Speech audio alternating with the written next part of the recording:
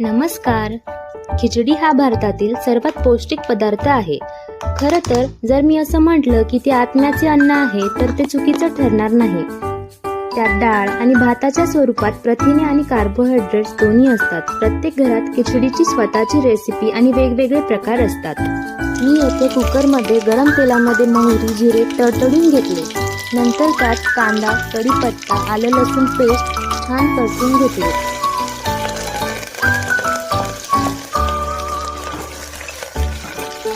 नंतर इथे मी 2 मिरच्या तसेच टोमॅटो आणि बटाटा टाकून छान असं फ्राय करून घेतलं.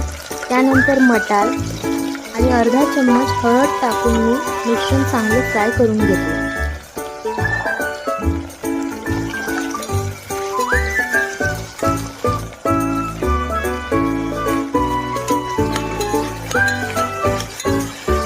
छान फ्राय झाल्यावर धुवून घेतलेले डाळ आणि तांदूळ टाका. त्यानंतर चवीप्रमाणे मीठ घालून घ्या आणि छान फ्राय करा.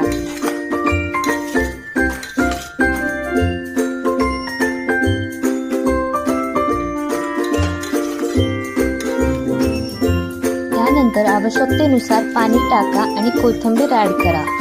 उकळी आल्यानंतर 2 ते 3 शिट्ट्या करून घ्या. हा स्वयंपाकाचा फारसा अनुभव नाही, तेही ही सोपी खिचडी बनवू शकतात. पण खिचडी हलक्यात घेऊ नका, कारण ती दिसायला अगदी साधी दिसत असली तरी खिचडीतही खूप वैविध्य आणि विविधता आहे. खिचडी देशाच्या वेगवेगळ्या भागात वेगवेगळ्या प्रकारे तयार केली जाते आणि खाल्ली जाते. कुठे कडधान्य बदलते, कुठे त्यात वेगळ्या प्रकारच्या भाज्या, तर कुठे शिजवण्याची पद्धत.